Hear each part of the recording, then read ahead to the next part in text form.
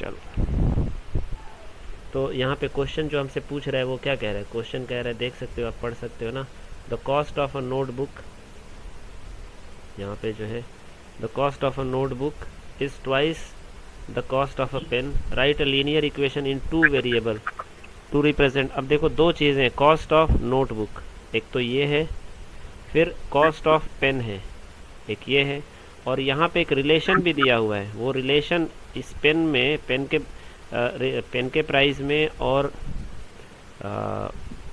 Notebook के price में क्या क्या रिलेशन है? तो देखो ट्वाइस, ये बेटा ट्वाइस का रिलेशन है, राइट। तो इसको जाहिर सी बात है, ना हमें पेन का वैल्यू मालूम है, पेन का कॉस्ट मालूम है, ना ही हमारे पास नोटबुक का कॉस्ट मालूम है। तो हमारे लिए तो दोनों वेरिएबल के फॉर्म में है ना। तो मैं यहाँ पे लिखूँगा कुछ, मैं लिखूँगा कि ठीक है हमारे लिए जो है दोनों ही वेरिएबल है। मैं लिखूँगा let the cost of what, notebook का पहले ले लेते हैं। Let the cost of notebook, ये बुक किस तरीका है करने के लिए, है ना, कुछ मान लो, एक्स मान लो, ठीक है ना बेटा। तो इसको हमने एक्स मान लिया। उसी तरह से तो अगला हम मान लेते हैं कि कॉस्ट ऑफ व्हाट, पेन, इसको हम क्या मान लेते हैं बेटा, वाई मान लेते हैं। तो cost of A notebook is twice, तो ठीक है, ये हमारा एक्स और वाई आ गया। अब देखो यहाँ पे एक रिलेशन दिया है इनके बीच में कि कॉस्ट ऑफ नोटबुक, नोटबुक का जो दाम है, अब मैं यहाँ पे एक्स और वाई में कुछ रिलेशन बनाने की कोशिश करूँगा, कुछ तो समझने की कोशिश करूँगा कि भाई ये एक्स और वाई का आपस में क्या रिलेशन है, किसको कितना गुना कर दूंगा तो कितना गुना घट जाएगा, कितना गुना बढ़ जाएगा, यही हम समझने की कोशिश कर रहे हैं। तो अभी तो एक्स और वाई बराबर नहीं है, क्योंकि कॉस्ट ऑफ नोटबुक और कॉस्ट ऑफ पेन बराबर तो नहीं है। बराबर करने के लिए हमें कुछ करना पड़ेगा। तो ये रिलेशन दिया हुआ है कि cost of notebook is twice, यानी जो किताब का दाम है, नोटबुक का जो दाम है वो दो गुना है, किससे, पेन के दाम से, यानी एक्स जो है वो 2 टाइम्स है, ये एक्स जो है वो दो गुना है, किससे, वाई से। तो अगर ये दो गुना है बेटा तो मैं एक काम कर सकता हूँ, क्या बेटा, तो मैं एक काम कर सकता हूँ, अरे ये बंद करो बेटा, किस आवाज़ तुम लोग का बहुत आ रहा है, अनम्यूट ही करके रखो आप लोग, है ना। तो देखो ये दो गुना है, ये जो है ये x जो है दो गुना है, क्यों, cost of notebook is twice, देखो यहाँ पे cost of notebook is twice, यहाँ पे दिख रहा है ना। तो ये दो गुना है, ट्वाइस का मतलब दो गुना, of a pen, twice of a pen, cost of notebook is twice the cost of pen, pen के कॉस्ट से दो गुना है किसका दाम, नोटबुक का कॉस्ट। तो x जो है ये तो दो गुना है, तो दो गुना है तो मैं इसको 2 से डिवाइड कर दूं, अब बराबर हो गया, है ना। या फिर ये काम नहीं करके मैं ये भी कर सकता हूँ, देखो ये चीज़ भी कर सकता हूँ कि इधर x है और जो है यहाँ पे ऐसा हमारे पास y है, ये y है, तो y जो है ये दो गुना है, मतलब ऐसे देखो इधर 8 है इधर 4 है, बराबर तो नहीं है ना। इधर या तो मैं 2 से डिवाइड कर लूँ तो बराबर हो जाएगा क्योंकि दो गुना है, या मैं इधर 2 से मल्टीप्लाई कर लूँ तो बराबर हो जाएगा। तो मैं इसको 2 से मल्टीप्लाई भी तो कर सकता हूँ। अच्छा ये 2 जब इधर जाएगा तो मल्टीप्लाई ही तो होगा। तो हमने लिख दिया ना, एक लीनियर इक्वेशन हमने लिख दिया, हो गया हमारा एक पास। हमने पहले इसको ऐसे सोचा और फिर ऐसे सोचा, या डायरेक्टली ही ऐसे सोच लिया हमने। तो ये हमारा x is equal to 2y हमने एक एक्सप्रेशन लिख दिया। अब अगर इसी को y के टर्म में लिखना है ना, y के टर्म में लिखना है तो y is equal to x upon में 2, चाहे ऐसे लिख लो चाहे ऐसे लिख लो, ये x के टर्म में है, ये y के टर्म में है। अब अगर देखो इसी को ना क्या बनाना है, ग्राफ बनाना है इसी का, xy कोऑर्डिनेट बनाना है ना, तो क्या करेंगे, ठीक। तो चलो मैं कोऑर्डिनेट बना के दिखा देता हूँ आपको। ये हमारा x एक्सिस मान लो थोड़ी देर के लिए, और इसको हम अपना y एक्सिस मान लेते हैं। ये हमारा ये y एक्सिस हो गया, राइट। तो चलो इसको हम लिख लेते हैं यहाँ पे, ये x axis and this is y axis, ठीक है बेटा। तो कुछ ऐसा बना लेते हैं,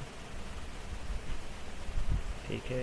ये इधर 1 2 3 4 5 एंड 6, इधर भी 1 2 3 4 एंड यहाँ पे 5, ऐसा कुछ ऊपर आ जाएगा, और इधर भी 1 2 3 4 एंड 5। चलो ऐसा आ गया। अब मैं बोलूँगा कि ठीक है y is equal to x upon में 2। अब देखो इसका प्लॉटिंग करना अगर होगा आपको इसी का, तो ऐसे x और y के लिए ऐसा बना सकते हो। हालांकि हम आगे एडवांस तरीक़ा से सीखेंगे कि हमें ये सब प्लॉटिंग करने की ज़रूरत ना पड़े। किसी भी लाइन बनाने के लिए देखो यही तरीका हमने सीखा है। ऐसे लाइन ये इन्फिनिटी तक ऊपर, इन्फिनिटी तक नीचे ऐसे जाएगा, और ये हमने, ठीक है, ये ऐसा। अब x का वैल्यू 2 है तो 1 से ऐसा लाइन खींच लोगे सीधा, लेकिन x एक्सिस के पैरेलल होना चाहिए।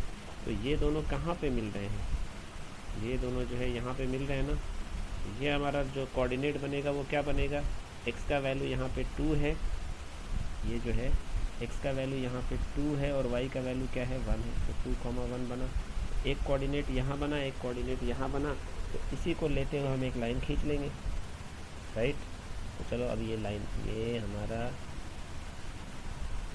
ये जो है सीधा ये लाइन ऐसे चला गया, और इधर से मैं इसको ऐसे आगे बढ़ा लेता हूँ, ठीक है। अब ये हमारा सब कुछ बन गया, रिलेशन बन गया। मतलब ये क्या है हमारा, y एक्सिस को हमने क्या माना था, y एक्सिस को हमने माना था y is equal to cost of 10। इधर हमारा कॉस्ट ऑफ 10, अच्छा चलो ऊपर लिखा हुआ है तो हम इसको हटा देते हैं, वैसे भी कॉस्ट ऑफ 10 ये लिखा हुआ है। और ये x एक्सिस क्या है, कॉस्ट ऑफ नोटबुक, ठीक है। तो अब ये देखो, ये कहीं पे मैं ऐसा बोल रहा हूँ कि अगर x नोटबुक का दाम, अगर यहाँ पे क्या वैल्यू है 1 2 3 4 5, अगर नोटबुक का वैल्यू 5 रुपीज़ होगा, ये देखो 5, तो फिर आप मुझे बताओ कि कलम का दाम क्या होगा। तो चलो चेक कर लो। इधर से आप ऐसे जाओ, ऐसे गए, ठीक है। तो यहाँ से मिला ना, तो अब इधर से किधर का जाओगे आप, इधर से आप पेन की तरफ भागोगे, है ना, ये पेन y एक्सिस की तरफ, अरे हाँ ये y एक्सिस की तरफ आप जाओगे। तो y एक्सिस की तरफ गए तो आपको क्या मिला बेटा, यहाँ पे आप, यहाँ पे क्या है देखो, यहाँ पे 1 है, यहाँ पे 2 है, यहाँ पे 3 है, तो यहाँ पे क्या है, यहाँ पे 2.5 है। तो देखो एकदम सब कुछ सही तो आ गया कि अगर बुक का दाम जो है, नोटबुक का दाम 5 रुपये है, तो पेन का दाम कितना होना चाहिए, 2.5 रुपये होना चाहिए। तो आप किसी भी पॉइंट पे करके देख लो, है ना। चलो मैं मान लेता हूँ कि नेगेटिव को छोड़ दो, क्योंकि नेगेटिव तो किसी का दाम होता नहीं है, तो वो तो छोड़ दो। आप ऐसा कर लो, यहाँ पे 3 है ना, यहाँ पे 4 है ना, तो चलो 4 का देख लो कि अगर नोटबुक का दाम 4 रुपीज़ है, तो देखो ऐसे कुछ आएगा, ये ऐसा सीधा लाइन खींचोगे जो 4 पे आ जाएगा बेटा। तो यहाँ से आप किधर लोगे, इस y की तरफ लोगे, y की तरफ लेगे तो ये देखो कहाँ पे आ रहा है, 2 पे आ रहा है कि नहीं आ रहा है। तो अगर दाम 4 रुपया होगा किसका, नोटबुक का, तो पेन का दाम कितना हो जाएगा। तो देखो ये सब कुछ लाइन पे ही चल रहा है, ये सब कुछ लाइन पे ही चल रहा है। देखो अगर इसका दाम 6 रुपीज़ अगर लोगे आप, तो कुछ ऐसा आओगे, कुछ यहाँ पे आओगे, और यहाँ से फिर जो आप करोगे तो आप किधर जाओगे, आप जो है डायरेक्टली जो है यहाँ पे देखो जा रहे हो कि नहीं जा रहे हो, 3 पे जा रहे हो कि नहीं जा रहे हो। फिर आप बोलेंगे सर यहाँ पे मैं इसका 2 रुपीज़ दाम बोलता हूँ, तो ये सीधा ऐसे, और इधर 1। फिर आप बोलते सर 1 रुपीज़, तो 1 रुपीज़ डालोगे तो ये सीधा इधर किधर आओगे, 0.5 पे आओगे, ठीक है। तो ये पहला क्वेश्चन हमारा हमने सॉल्व कर लिया, और ग्राफ बना के हमने सॉल्व कर लिया, ठीक है। जो बाद में ऐड हो रहे हैं वो मैं यूट्यूब पे लिंक भेजूँगा, आपका यूट्यूब पे ऐड अपलोड करके, और आपके ग्रुप में मैं लिंक भेज दूँगा, तो उसमें से भी फिर बाद में देख लेना, है ना। बट ये नहीं कि बाद में आएगा तो अभी ध्यान नहीं देना है ना, अभी भी आपको ध्यान देना है। अच्छा वसीम को अनम्यूट कर दूँ, ओके 1 मिनट।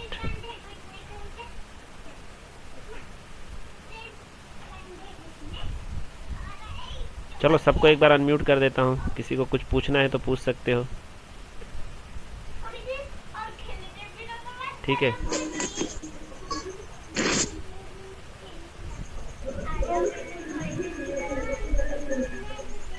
अरे बेटा बहुत तुम लोगों में शोर आ रही है, बहुत ज़्यादा, हटो, तुम लोग को अनम्यूट म्यूट ही करना सही है।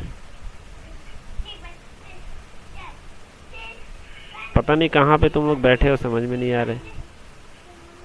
बाकी 6 7 वाले पे इतना शोर नहीं आता। आप लोग कहाँ पे बैठ गए हैं, इतना शोर आ रहा है? सर बारिश हो रहा है ना, इसकी वजह से आवाज आ रहा है। हम्म। ठीक है, तो आप लोग को बेटा अभी म्यूट कर देता हूँ ना, दिक्कत हो रहा है इससे।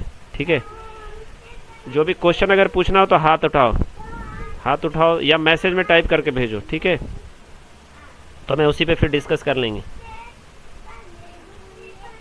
चलो, तो मैं इसको हटाता हूँ अभी फ़िलहाल। अब दूसरे क्वेश्चन की तरफ चलते हैं। ठीक है, दूसरा क्वेश्चन हमारा जो है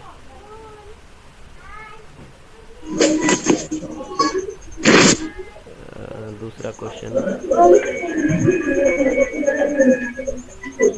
हाँ दूसरा क्वेश्चन तो यही है।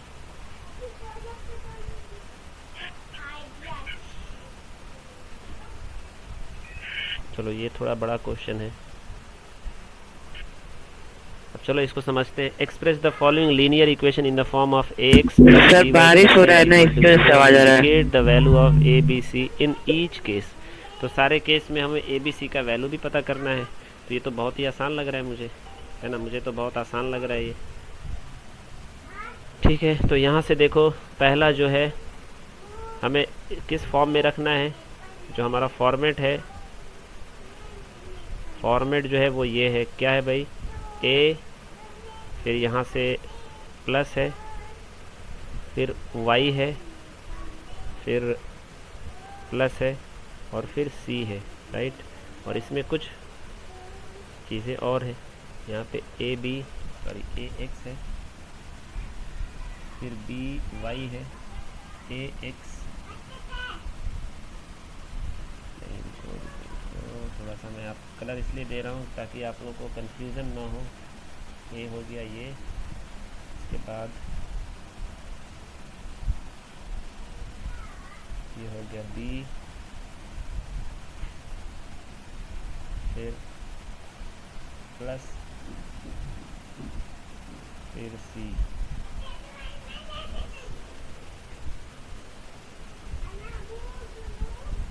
चलो, ये नेटवर्क चला गया, कोई बात नहीं।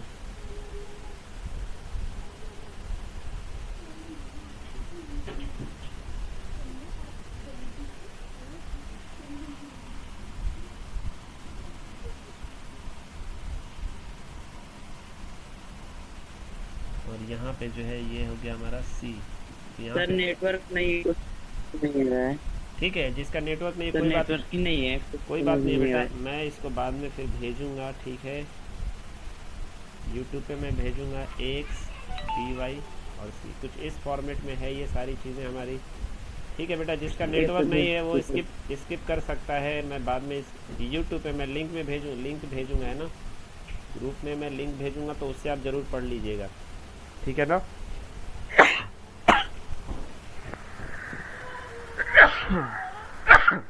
अल्हम्दुलिल्लाह। तो चलो, बाकी सारे कुछ इसी फॉर्मेट में सबको रखना है।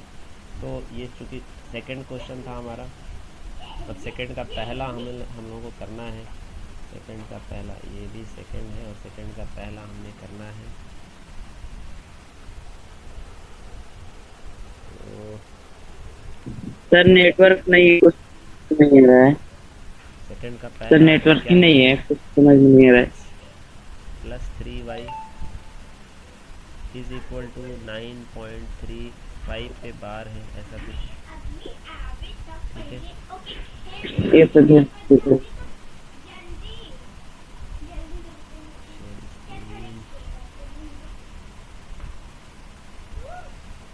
तो अब यहाँ पे करना क्या भाई? ए बी सी को आपको पता करना है, the value of a b c. तो यहाँ पे वैल्यू ऑफ ए बी और सी, तो लिख लो बस वैल्यू। और करना क्या है? ए बी सी का वैल्यू बेटा यहाँ पे लिख सकते हो ना आप। तो देख लो क्या है। तो ए का वैल्यू क्या है? देखो, ए यहाँ पे किसको मानोगे? ए जो है सिंपली ए एक्स प्लस, तो एक्स तो है ही यहाँ पे, देखो एक्स तो है ही, यहाँ वाई भी है। ठीक है, अच्छा, इज इक्वल टू दिया है ना, तो देखो इसको थोड़ा ऐसे कर लो, तुम ऐसे कर लो, 2x प्लस 3y, और चूँकि बराबर है तो ये -9.35 पे बार हो जाएगा बेटा, और इज इक्वल टू 0 आ जाएगा। फिर इसी को तुम ऐसे भी तो लिख सकते हो, 2x प्लस 3y, है ना, चूँकि फॉर्मेट में हर जगह प्लस है तो आपके यहाँ भी प्लस ही होना चाहिए। तो यहाँ पे प्लस और फिर इसको -9.35 पे बार लगाओगे इज़ इक्वल टू 0। तो अब देखो मैं लिखता हूँ, है ना, मैं लिख देता हूँ इसको, ए इस फॉर्मेट में लिख देता हूँ। इस फॉर्मेट में लिख लो आप। इस फॉर्मेट में तो ये आ गया ना, ए एक्स प्लस 3 को मैं क्या मान लेता हूँ, बी वाई प्लस, और इसको क्या मान लेता हूँ, ये पूरे को क्या मान लेता हूँ बेटा, सी मान लेता हूँ, इज़ इक्वल टू 0 आ गया।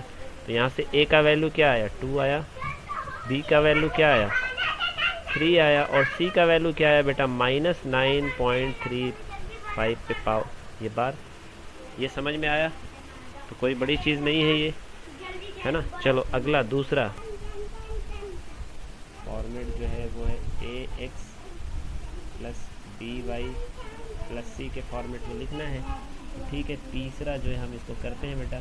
तीसरा क्या लिखा है, -2x plus 3y is equal to 6। तो सबसे पहले तो इसको सबको एक साथ ले लेंगे हम लोग, है ना। तो ये बन जाएगा -2x plus 3y -6 is equal to 0। देखो इस फॉर्मेट में यहाँ पे ये है, लेकिन इसमें प्लस और इसमें माइनस है। कोई बात नहीं, कोई भी बात नहीं, है ना, हमें प्लस करने आना चाहिए। तो देखो दोनों तरफ मैं क्या करता हूँ, ये देखो ये -2 है और ये प्लस में होना चाहिए। एक्स के साथ जो मल्टीप्लाई है वो यहाँ प्लस में है, इधर माइनस में। तो मैं क्या करता हूँ, दोनों तरफ मल्टीप्लाई कर देता हूँ। मैं लिख भी देता हूँ, मल्टीप्लाई बोथ साइड बाई -1, है ना। माइनस से असल में मल्टीप्लाई नहीं करते हैं, -1 से मल्टीप्लाई करते हैं। तो हमने दोनों तरफ क्या कर दिया, -1 से मल्टीप्लाई कर दिया। देखो -1 से मल्टीप्लाई करूँगा तो क्या होगा, मैं बाकायदा है ना मल्टीप्लाई कर लेते हैं। तो कुछ ऐसा आएगा, -2x प्लस 3y -6, और इधर ये फिर अगेन फिर -1 और मल्टीप्लाइड बाई 0। देखो दोनों तरफ मैंने -1 से मल्टीप्लाई कर दिया। अब ज़रा इसको चेक कर लो आप खुद, इसका इसमें मल्टीप्लाई होगा, इसका इसमें होगा, और इसका इसमें भी होगा, और इसका इसमें हो जाएगा। तो माइनस इंटू -2 क्या हो जाएगा बेटा, ये साफ साफ दिख रहा है ना, 2x हो जाएगा। फिर यहाँ पे क्या हो जाएगा, माइनस इंटू प्लस -3y हो जाएगा, और इसका जब इसमें होगा तो क्या हो जाएगा, +6 हो जाएगा। और इधर क्या हो जाएगा भाई, 0 में किसी का करो 0 ही आएगा। देखो इससे फ़ायदा ये हुआ कि ये जो माइनस में दिख रहा था ये प्लस में बन गया, और ये प्लस में हमें चाहिए था। ठीक है, क्योंकि इसको हम किसी तरह से मैनिपुलेट नहीं कर पाते। जैसे चलो अब इसको मैं ax प्लस उस तरह से, तो देखो यहाँ पे फिर माइनस आके हमें दिक्कत कर रहा है, क्योंकि यहाँ पे प्लस है। ठीक है, तो वही तरीका अपना लेंगे। अब इसमें थोड़ा एक दूसरा तरीका अपना सकते हैं, इसमें एक दूसरा तरीका भी अपना सकते हैं। देखो इसको तो मैं क्या बोलता हूँ कि भाई ये हमारा a और आगे x हो गया।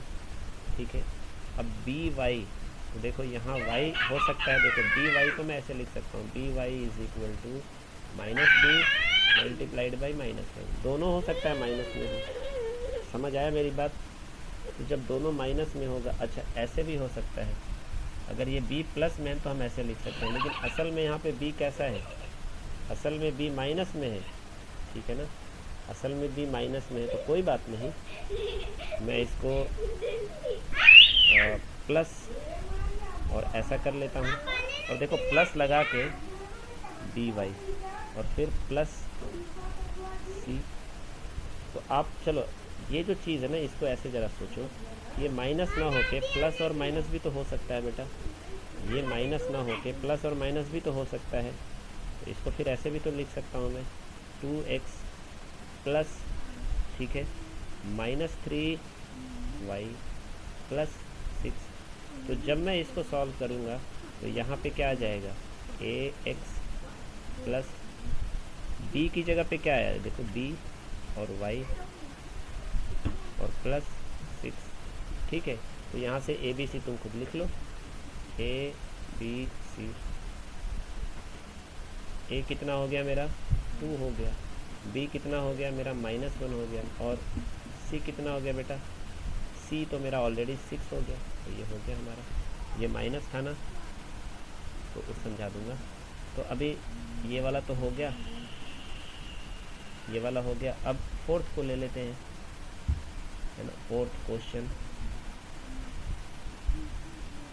तो फोर्थ क्वेश्चन क्या है ये, x is equal to 3y। अब ये तो बड़ा ही खतरनाक हो गया। कोई बात नहीं, देखो x माइनस 3y ऐसा कर लो इज़ इक्वल टू 0। तो ये तो सी टर्म इसमें है ही नहीं, देखो सी टर्म कहाँ है, ए एक्स। तो मैं इसको ऐसे बना लूँगा, x minus 3y plus 0 is equal to 0। मेरी बात समझ में आ रही है। यहाँ पे देखो 1 होता है, तो अब ज़रा इसको ax प्लस उस फॉर्मेट में लिखने की कोशिश करो, ठीक है। जाओ इस फॉर्मेट में लिखने की कोशिश करो आप। चलो मैं रिकॉर्डिंग भेजूँगा। तो ये तो हो गया हमारा ax, ठीक है ना। देखो by प्लस by होना चाहिए, राइट। तो यहाँ से मैं प्लस, मैं मतलब रुको पहले इसको 1x plus minus 3y plus 0 is equal to 0 ऐसे लिख सकता हूँ। अब कर लो, ये देखो ये हमारा किधर गया था, ये हमारा a को 1 मान लूँ तो ax हो गया, यहाँ माइनस 3 को मैं b मान लूँ और y हो गया, और 0 को मैं c मान लूँ, ये हो गया ax plus by plus c। तो a b c की जगह पे क्या आया, लिख लो बस, साफ साफ आया। a की जगह पे 1 आ गया, b की जगह पे माइनस 3 आया, और c की जगह पे क्या आया, 0 आया। तो ये हमारा आंसर हो गया, ठीक है। अच्छा चलो एक क्वेश्चन और बच रहा था ना, तो उसको भी कर लिया जाए। ये जो है ये वाला क्वेश्चन कौन सा ये वाला है ना, इसको सही से समझा देता हूँ आप लोगों को। और ये क्या कह रहा है, राइट इन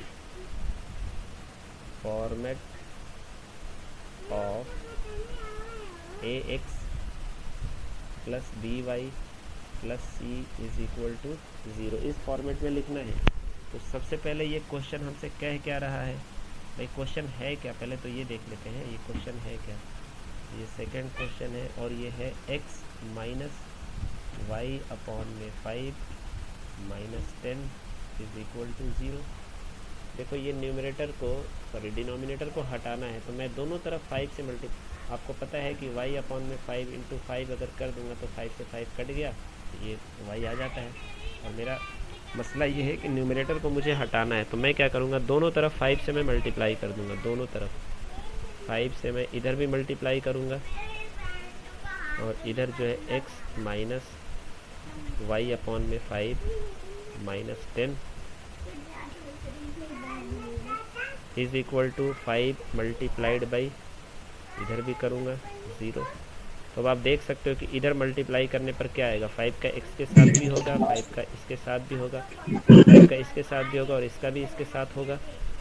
तो यहाँ पे क्या आ जाएगा, यहाँ पे सिंपली आप देख सकते हो कि 5 का x के साथ करेंगे तो 5x आ गया, इसका जब इसके साथ होगा तो माइनस y आ जाएगा सिर्फ, और इसका जब इसके साथ करेंगे तो माइनस 50 आ जाएगा, इज़ इक्वल टू, ये तो 0 ही आने वाला है। तो ये जो चीज़ है, ये जो चीज़ है, ये वही इक्वेशन है, ये वही इक्वेशन है जो हमें इस फॉर्मेट में मिल गया। तो आप बोलेंगे सर दोनों तरफ मल्टीप्लाई करने से चेंज हो गए, वैल्यू तो चेंज हो गया होगा एक्स का। नो, एक्स का वैल्यू बिल्कुल ही भी चेंज नहीं होगा। ए बी सी का वैल्यू चेंज हो सकता है, एक्स का वैल्यू चेंज नहीं होता है ना। कैसे, देखो अगर मैं लिखूँगा x इज़ इक्वल टू 5, दोनों तरफ मैं मल्टीप्लाई कर देता हूँ 2 से, तो 2x इज़ इक्वल टू 10, और फिर से x का वैल्यू निकालता हूँ तो x is equal to 10 upon में 2, यानी 5 ही तो आया, तो x का वैल्यू तो चेंज नहीं हुआ। तो इक्वेशन में हम left hand side right hand side same number से मल्टीप्लाई करेंगे, तो जो उसमें वेरिएबल होता है उसका वैल्यू चेंज नहीं होता है। तो अब इसको हमें इस फॉर्मेट में लाना है, इस नंबर को इस फॉर्मेट में लाना है। तो कैसे लाएंगे भाई, तो चलो इसको हम लिखते हैं। देखो मैं इसको ऐसे कर सकता हूँ क्या, दूसरा कलर ले लेता हूँ। ये जो है 5x है ना बेटा, 5x को 5x रहने देता हूँ, इस माइनस को मुझे हटाना है, तो मैं यहाँ पे लगाता हूँ प्लस, फिर यहाँ पे लगाता हूँ -1 और इनटू वाई। देखो अब इसको सॉल्व करो आप।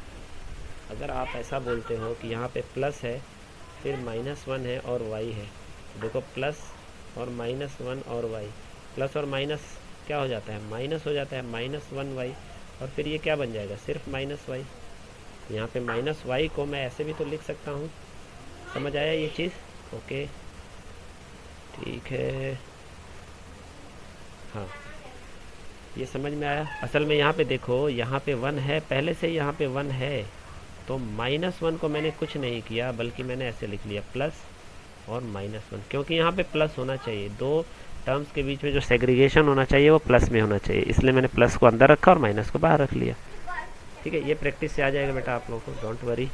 अच्छा इधर फिर यहाँ पे माइनस है, मुझे तो प्लस रखना चाहिए, तो मैं ऐसे कर लूँगा, प्लस को लगाया और माइनस अंदर रख लिया। अब इसको मैं सिंपली मैं इसको लिखता हूँ, ये मेरा ax प्लस ये मेरा by प्लस, और ये पूरा का पूरा मेरा क्या बन गया, c। तो देखो उस फॉर्मेट में आया कि नहीं आया, उस फॉर्मेट में आ गया।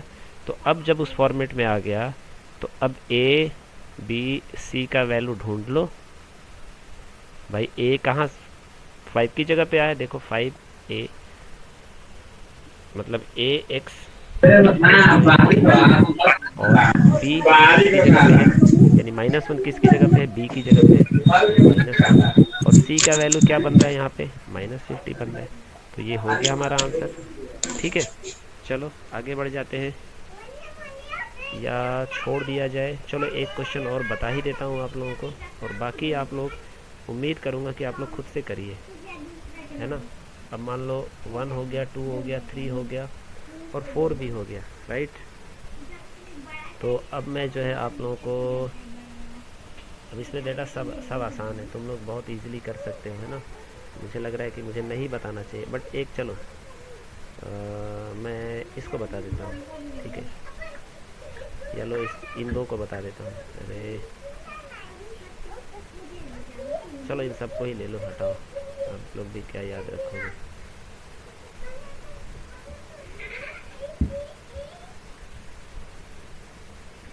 ये सारा ले लो और ये फटाफट हो जाएगा ना, बहुत तेज़ी से कर लो। अब मैं कलर वलर चेंज नहीं करूँगा, है ना, टाइम जाता है इसमें। तो देखो ये पांचवा करते हैं, तो पांचवा क्या लिखा है, 2x is equal to -5y। तो फाइनली ये क्या बन जाएगा, 2x प्लस 5y, है ना, ऐसा बनेगा। क्योंकि माइनस मैंने असल में क्या किया है, देखो असल में मैंने माइनस किया है, ये इज़ इक्वल टू 0 आ जाएगा। तो यहाँ से फिर ये क्या आ जाएगा बेटा, 2x प्लस 5y, है ना, इज़ इक्वल टू 0। तो अब इस फॉर्मेट में मुझे लिखना है, किस फॉर्मेट में, ax plus by plus c is equal to 0, इस फॉर्मेट में लिखना है। तो यहाँ x भी आ गया, y भी आ गया, c नहीं आ रहा है, मतलब a b c, a भी आ गया, देखो a b का टर्म आ गया। तो इसको मैं ऐसे कर लेता हूँ, 2x plus 5y plus 0 is equal to 0। Value change नहीं होना चाहिए, इसलिए मैंने 0 ऐड कर दिया। तो अब इसको सिंपली मैं लिख लेता हूँ कि भाई देखो ये मेरा a है x, ये मेरा b है, यहाँ पे प्लस लग गया, b y प्लस, और ये मेरा, इसको मैं c मान लेता हूँ, हो गया, उस फॉर्मेट में आ गया। तो a b c का वैल्यू क्या आया, a का वैल्यू आया 2, b का वैल्यू आया 5 और c का वैल्यू आया 0। ख़त्म, पांचवा ख़त्म हो गया, पांचवा जो हो गया ख़त्म।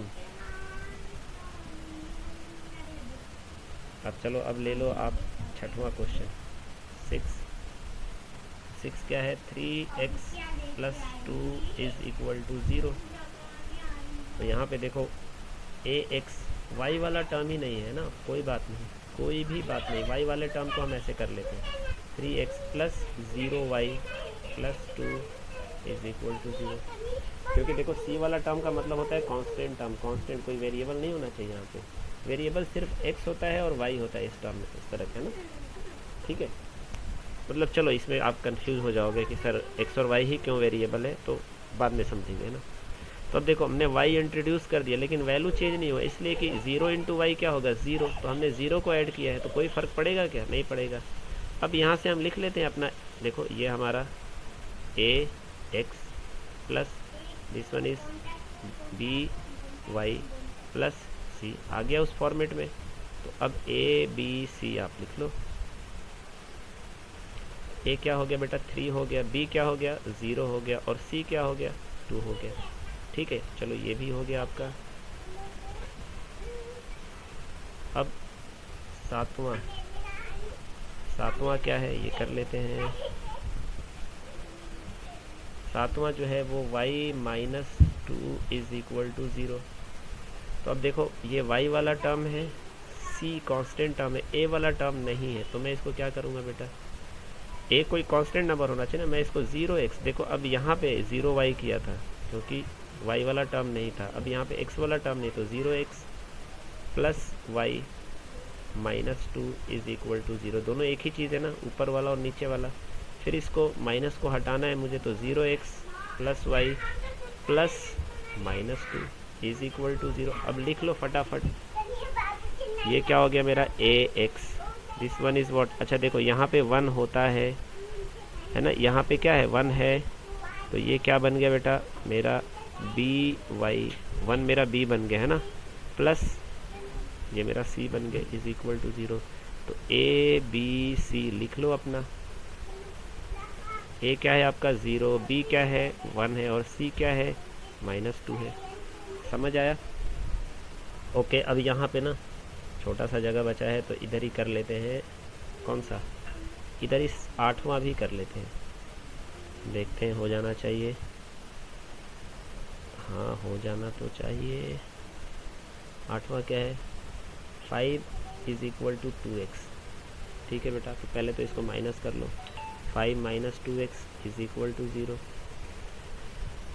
अब 5वां चूँकि टेढ़ा हो गया, कोई बात नहीं, दोनों तरफ माइनस से मल्टीप्लाई कर लो, क्योंकि देखो मुझे इंट्रोड्यूस करना है, x वाला टर्म है, y वाला टर्म भी इंट्रोड्यूस करना है। तो 5 माइनस 2x और plus 0y is equal to 0। अब इसको सही से अरेंज करना है, जो पहले कौन होता है -2x, x वाला टर्म, फिर 0y, फिर प्लस, सॉरी प्लस नहीं है, हाँ ये जो है ना, ये हमारा प्लस में है ना, तो ये प्लस 5 इज इक्वल टू 0। अब देखो ये टर्म माइनस में ना हो, तो उसके लिए क्या करेंगे, दोनों तरफ माइनस से मल्टीप्लाई कर लो। तो ये क्या बन जाएगा 2x, ये क्या बन जाएगा 0y, और ये क्या बन जाएगा -5 इज इक्वल टू 0। फिर मैं इसको ऐसे लिखूँगा 2x minus 0y plus -5 is equal to 0। अब यहाँ से देखो, यहाँ से मैं इसको ax, ठीक है ना, प्लस by और प्लस c, तो देखो a b c तो आ गया ना, यहाँ पे लिख लेता हूँ मैं, रुको थोड़ा सा,